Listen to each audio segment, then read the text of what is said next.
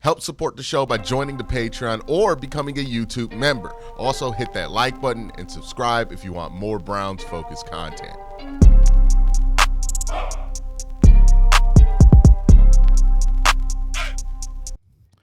So I've been sitting with this MYLES GARRETT situation for about 3-4 days, and I've had some thoughts ruminate about my opinions about some of the conversation about the trade requests that I've heard amongst Browns fans.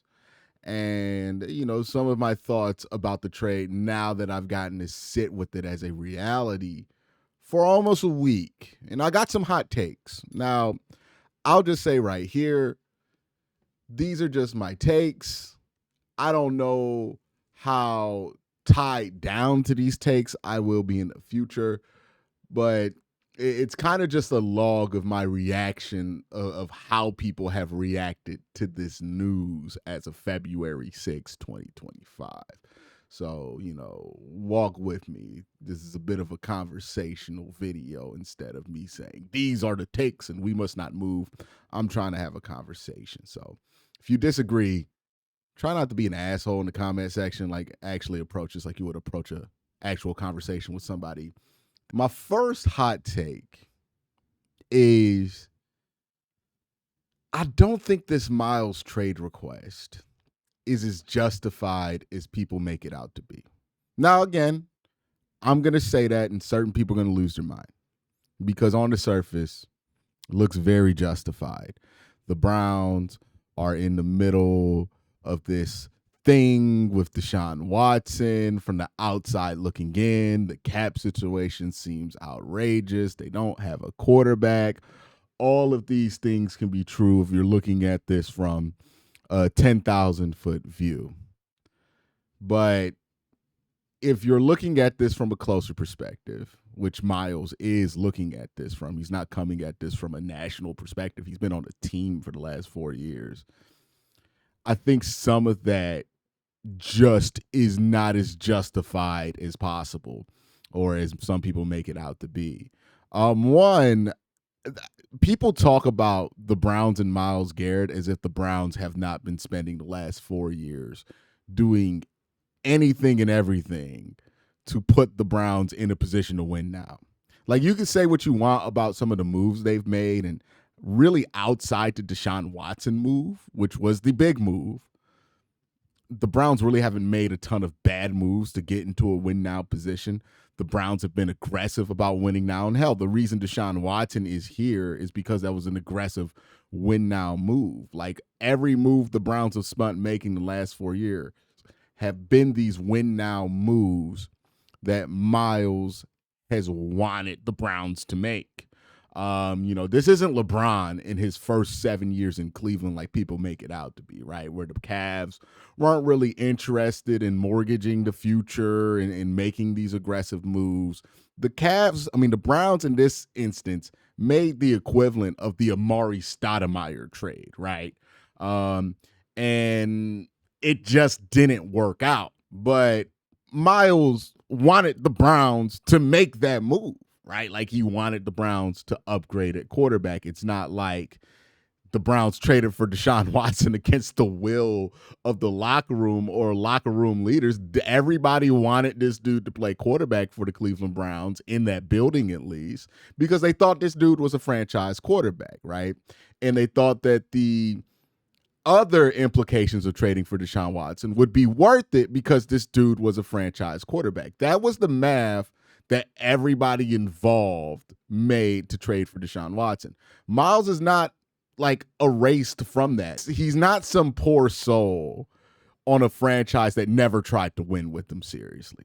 It's not like the Browns were content with him being a Hall of Fame player, riding that out, not being aggressive around MYLES GARRETT the way that people make this seem, and MYLES himself has made this seem. The Browns have been ultra aggressive to try to win a championship over the last 4 years, but that aggression did not work, and it blew up in their face. But I just don't – I get that people are upset at the organization because of the whole Deshaun Watson thing and it not working out.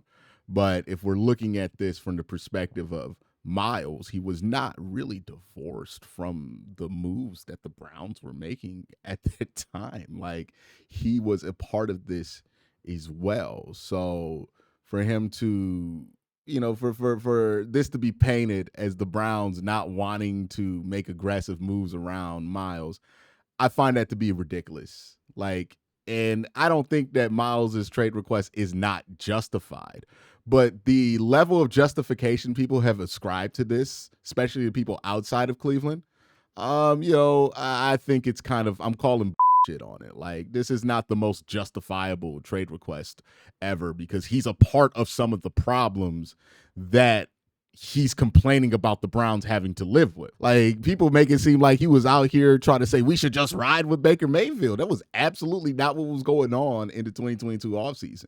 So, there's a lot of revisionist history going on with how people feel about the Browns and how this season went, kind of painting over some finer details in this story. And the way that people act like Miles, like, was this guy who did not get put in a win now situation by Cleveland, I think it's kind of ridiculous.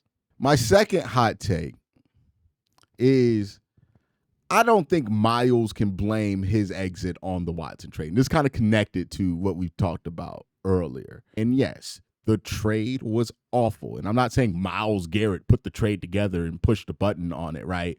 But he can't now be like, oh man, this organization's terrible. They wanted to trade for Deshaun Watson, when in 2022, he's the one who also wanted to trade for Deshaun Watson. Like, to lose faith in an organization for making a decision that you ultimately agreed with is ridiculous. So to then play the victim because the fallout of the trade is what it is, I think it's kind of crazy to me. Like, I don't really jive with this idea that Miles is some kind of victim of the Watson trade.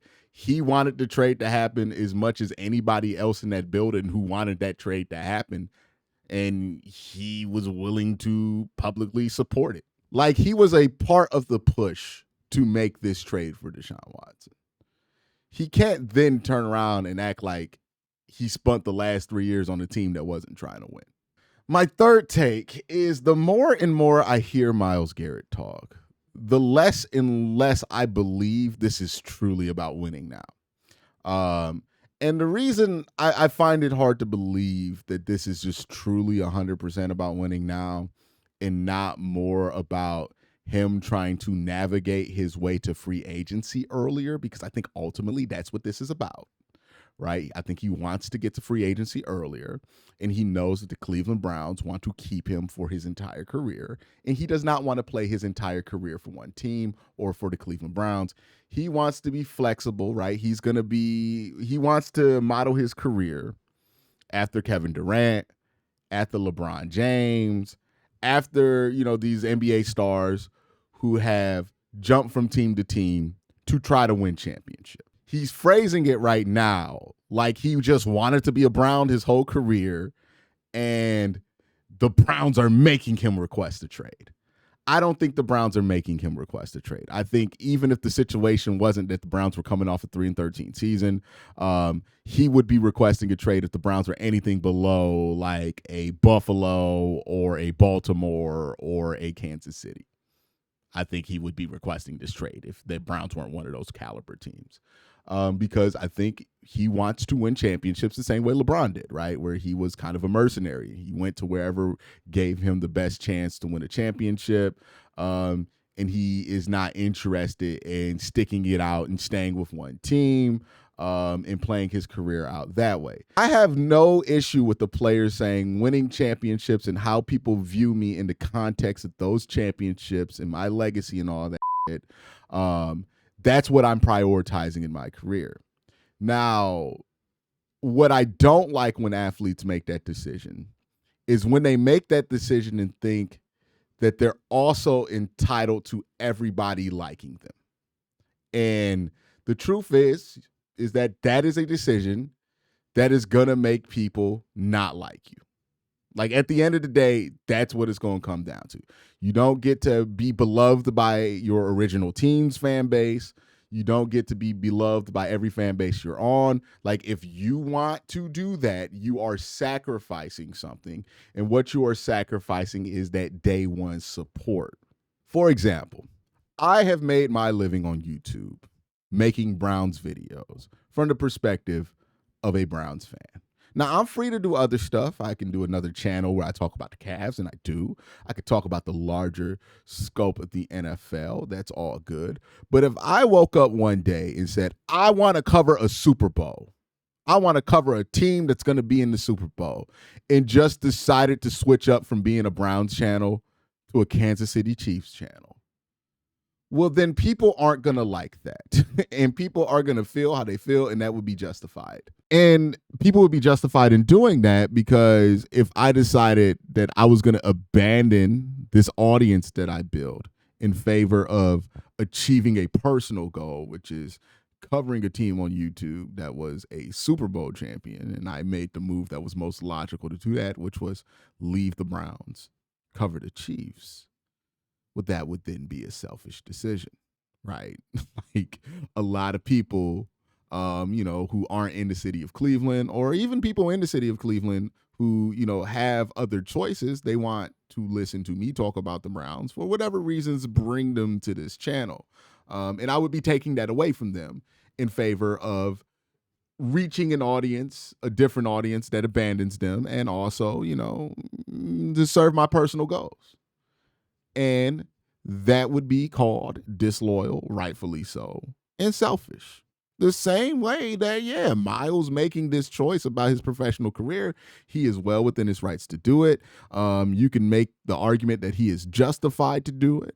But ultimately, the decision to move like this is a decision that is self-interested about his own personal goals. And ultimately, he made the decision that the interest and the love and the audience that he has right now is not a priority to him or something worth considering if it's going to interrupt his pursuit of his personal goals, which is textbook selfish and disloyal. It doesn't mean you have to hate him, but that is what this is. I don't think it's wrong for people to feel slighted or to have distaste for what Miles is doing when he's requesting a trade specifically to further his own personal professional goals. Like, he made the decision that how these people feel about him does not matter as much as him reaching his own personal goals. Right. And I want to make this point too, and maybe this is my other hot take in this video. I hate how people frame loyalty as stupidity. And usually the people framing loyalty as stupidity are some of the most disloyal snake-like motherfuckers you've ever met in your life. Like, people will talk about Joe Thomas as if he's stupid for sticking with the Browns. But what Joe Thomas made the decision for his career was that, hey, winning is awesome. I would love to win. I would love to win a Super Bowl. But I care about these people who have stuck with me since 2007, and I don't want to ruin that relationship. So I'm prioritizing that over, being able to lift the Lombardi Trophy or giving myself the best chances to lift the Lombardi Trophy every year of my career. And you know what? Say what you want about that love. But say what you want about how winning a championship might be better than that love. But LeBron came back for that love, and he still want that love. He still don't understand he's never going to get that love, right? I got respect for LeBron, but he never going to get that love because LeBron left, came back, and he pieced out again. And it's like, okay, he's here when it's convenient. We gonna appreciate you when it's convenient. But if you want that day one, diehard, unconditional love from the teams that you played on, like Kobe got, well, you got to stay there. You can't be the one to make the decision that you want to leave a team and then expect that you're going to have that same love from that fan base. And look, I'm not saying Miles owes it to the Browns organization or to the people who work for the Browns. Those people will show no loyalty to you. And like, I'm not saying Miles shows loyalty to those individuals. The showing loyalty to the fan base is not the same as showing loyalty to the organization, right? Um, like if Miles was holding out because he wanted Andrew Berry fired, or he wanted Kevin Stefanski fired, or he wanted more money, I would be with him. But he's not holding out in hopes of making the Cleveland Browns better for Browns fans. He's holding out in hopes of making his own personal situation better. And that's going to be at the expense of Browns fans. And again, there's math that you have to do in your head when you're making a decision like that. And I think people have underestimated the cost of that math. And the math is, if you're going to make a decision like that, that means you're going to lose home, right? Like the team you get drafted to, the team that sees you develop and blossom into a superstar, the team you work through your growing pains on. Maybe you got in some controversy and that fan base stuck with you. Like those people, not the people who run the Browns, but the people who are with you in the stadium, like rooting for you, cheering for you, happy that you got this milestone, even though the season has been garbage. Those people are home for your career, at least, right? And if you decide that that is not good enough, that you need to put yourself in the best possible position to win a championship, and that's going to come at the expense of those people, then you don't really get to come back home in the same way. And I said it earlier in this video, people will act like that's nothing when they do it at the time that they do it. But almost every single person who's ever made a move like that ends up regretting that they lost home in that exchange. LeBron did. It still bugs KG that his number isn't retired in Minnesota because of how he left. Like Vince Carter said something about it. Like, I think we don't put enough credence because we are so locked up in this stupid ring culture right now, where the only thing that matters to a lot of people is the proximity that you have to a championship, and we don't really value the other things that make people actually watch the sport if their team is not a championship contender. We've devalued all of that to the point to where all people care about is being able to win a championship as soon as possible. But when you make that sacrifice, you are losing stuff. And for Myles Garrett, what you are sacrificing is home. Like, where are you going to go when it's time to retire your jersey? Who's going to really rock with you if you end up in some controversy? Look at Deshaun Watson. He lost home when he requested out of Houston. And he is somebody who could have desperately used a home fan base over the last few years. But that loss of home kind of shook him, right? He never had the same confidence, never was able to feel right, and then his career went the way that it did. Not saying that's solely because he left Houston in the way that he did, but I don't think it's not a part of it.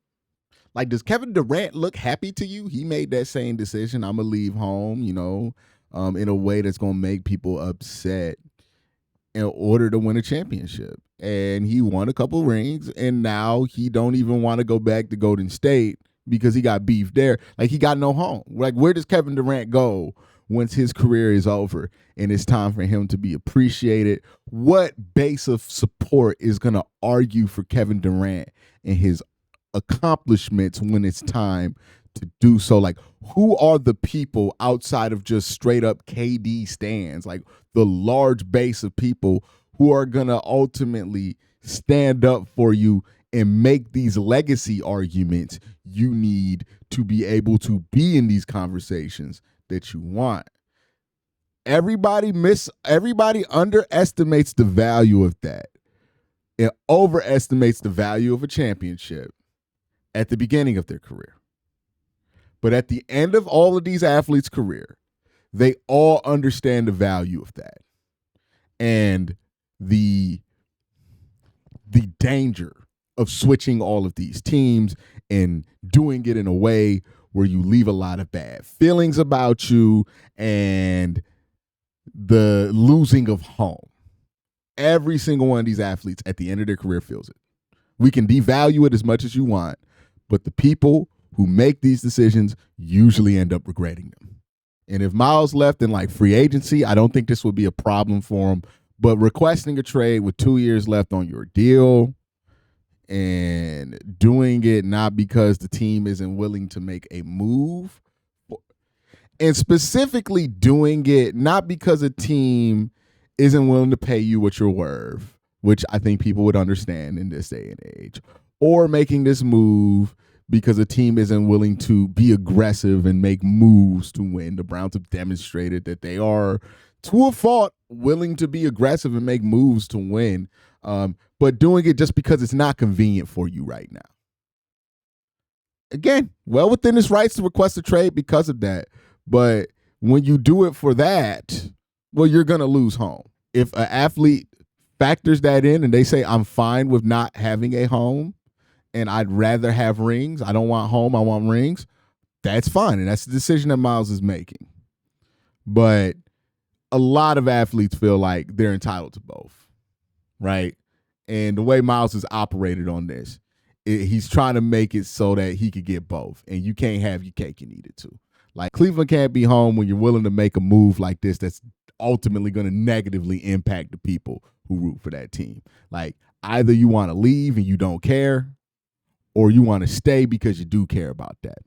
But there's really no in between here. My last take here is actually about the trade itself, right? I've gotten my thoughts off on how people have reacted to this trade, but I want to get a thought off about the trade itself.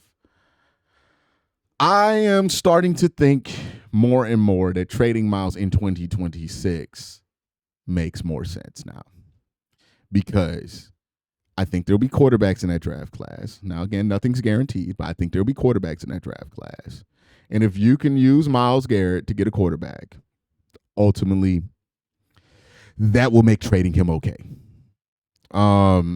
That being said, if you're asking me what kind of trade you need to make to get a quarterback in 2026, I think it's either a trade directly for a top 5 pick, right? So if you wait till 2026 and a team has the 5th pick in the draft and they want to trade for Myles Garrett and they're willing to give you that pick and maybe some more ammo to move up from 5 or something like that, or within the top 5, then you have something that can get you a quarterback. I'd be willing to make the move. Another scenario I can imagine that would be able to get the Browns a quarterback is if a team was able to acquire multiple first-round picks in 2026 and offer 2 first-round picks in 2026 to Cleveland and maybe a first-round pick in 2027 in exchange for Myles Garrett this offseason. I don't really care about getting an extra first-round pick in this year's draft because I want the extra first-round pick in a draft where there's quarterbacks that I like abundance of, well, not abundance, but a good amount, at least 3 or 4 quarterbacks that I like at the top of the draft there, which I think 2026 could have. I think 2027 will definitely have that. So getting 2 first-round picks, it makes it so that you could pair up a package that gives you a team 3 first-round picks. You could trade your first and then the 2 other firsts that you get in 1 year to get a quarterback. And I think what this accomplishes is that it trades you into a position to get a quarterback, one, obviously, right? Because you're giving a team 3 first-round picks for a quarterback. So that's the main benefit. But also another benefit of this is that if you have to give up those 3 first-round picks and those 3 first-round picks are all in the same draft, that means that you don't get this long-term doom that you got with the Deshaun Watson trade where you traded 3 years of first-round picks. You're just trading 3 first-round picks in 1 draft class. So then you can add players to that core in the first, second rounds in the subsequent years. So you're not just kind of stuck with what you have on the roster, which is kind of what happened to the Browns, why the roster got stagnant. I think those are the 2 scenarios, right? One in 2025, one in 2026. That being said, if you ask me, I just don't think that the Browns are trading Myles Garrett this offseason. I don't think that they're going to be enticed enough to do it because right now nobody has 2 first-round picks in 2026. And right now the Browns cannot tell what the draft order is going to be in 2026. And I think if they don't take a quarterback this year, which I do believe they're not going to do, I don't think they're going to take a quarterback this year. But if they don't take a quarterback this year, then the focus has to be on how you get a quarterback next year. And Myles Garrett wanting out affords you a big trade piece that can get you the assets necessary to secure a quarterback next year, regardless of what your win-loss record is in 2025, whether it's good or bad. Those are my thoughts. Y'all let me know. And I'm trying to work through this like everybody else. So if I said something you disagree with, if you bring up a counterpoint and you do it respectfully, I could read it and see your perspective of this. So I'm just telling y'all how I feel right now. It's not law. I might change my mind on some of the things I said in this video. But I wanted to get this shit off my chest because a lot of this stuff has been bothering me. And because so much of the coverage about this trade is the Browns are a disaster, which deservedly so on some levels. The Browns are a disaster right now. It does not feel good to be a Browns fan at all. But because it's so much from that perspective, I don't think that the Browns fans have had their side of this, their feelings of this be able to be expressed in a way without being immediately dismissed by people or called salty fans. I think there's some legitimate reasons to be upset about this if you're a Browns fan, and not just upset at the organization, but upset at Myles here too. And again, there's room to be upset at the organization. I think most of the fan base is furious with the organization, but to act like you can't be upset at Myles because the organization didn't do everything perfect when Myles didn't do everything perfect, I think that's kind of unfair to the people that this is mainly affecting, and that's Browns fans. So let me know what y'all think. Y'all have a great day. Have an even better night. Peace.